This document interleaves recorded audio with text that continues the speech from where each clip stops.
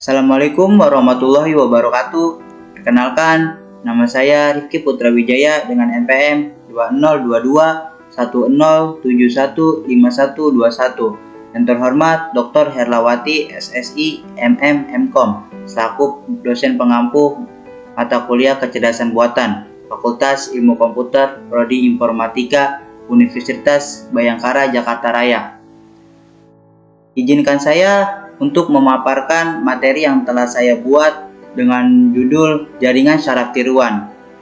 Apa sih itu jaringan saraf tiruan? Jaringan saraf tiruan adalah sebuah model komputasi yang terinspirasi oleh cara kerja otak manusia dalam memproses informasi. Selanjutnya di sini saya akan menjelaskan lapisan utama jaringan saraf tiruan. Lapisan utama jaringan saraf tiruan terbagi menjadi 3. Yang pertama, input layer. Lapisan pertama yang bertugas menerima data dari luar. Yang kedua, hidden layer. Hidden layer berada di antara lapisan input dan lapisan output.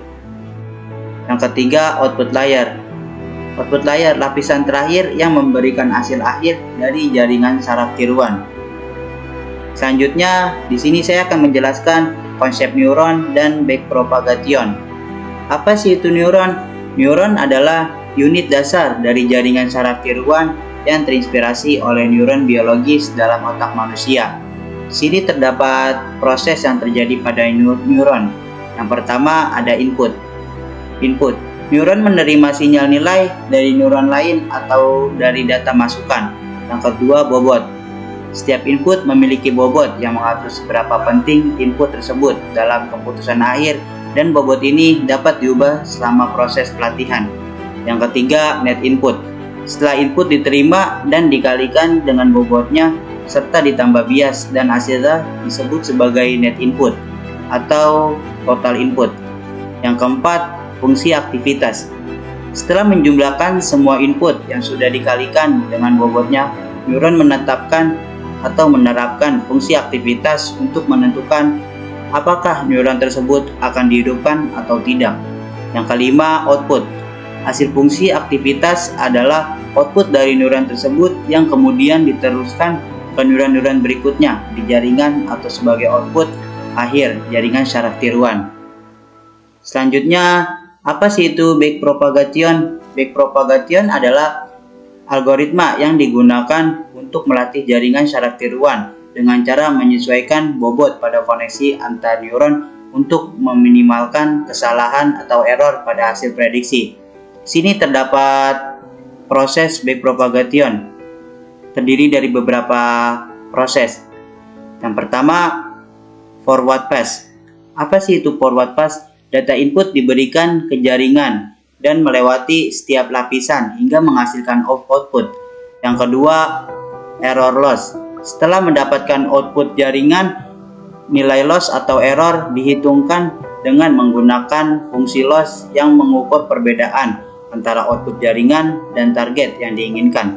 Yang ketiga, backward pass. Kesalahan yang dihitung dari output digunakan untuk menghitung gradien fungsi loss terhadap bobot jaringan. Yang keempat, wake update.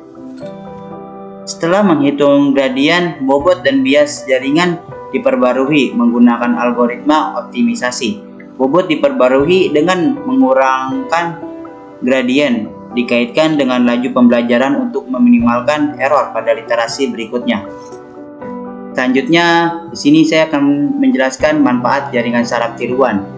Yang pertama, akurasi tinggi dalam prediksi. Biasanya digunakan untuk seperti prediksi harga saham, deteksi penyakit, atau pengenalan gambar, di mana hasil yang diharapkan membutuhkan tingkat akurasi tinggi. Yang kedua, automasi tugas berulang. Biasanya otomasi dalam berbagai proses seperti pengenalan wajah, pengenalan suara, analisis dokumen, sehingga menghemat waktu dan tenaga manusia. Yang ketiga, pengelolaan data multimedia. Pengelolaan data multimedia, pemrosesan data gambar, suara, dan video yang banyak digunakan dalam aplikasi pengenalan suara seperti speech recognition, pengenalan gambar, atau bahkan di teknologi deepfake. Selanjutnya di sini terdapat membuat jaringan saraf sederhana dengan keras dan TensorFlow. Yang pertama, instalasi TensorFlow dan keras. Pastikan TensorFlow telah diinstalasi. Yang kedua, mengimpor pustaka yang diperlukan. Mengimpor pustaka utama yaitu TensorFlow dan sub-sub pustaka dari keras untuk membangun model. Yang ketiga, mempersiapkan dataset. Selanjutnya, memuat dataset manage yang sudah disediakan dalam pustaka keras. Yang keempat, membuat model. Selanjutnya kita akan membuat model sekuensial dengan beberapa lapisan. Yang kelima, mengkomplikasi model setelah model didefinisi. Kita mengkomplikasinya dengan memilih optimis secara Adam dan metrik untuk mengevaluasi akurasi model. Yang keenam, melatih model. Selanjutnya, menggunakan data latih jumlah putaran latihan diatur sebanyak 5 kali agar model cukup mempelajari pola dalam data. Yang ketujuh, evaluasi model. Mengevaluasi model dengan data visi untuk mengukur seberapa akurat model tersebut pada data yang tidak pernah dilihat sebelumnya.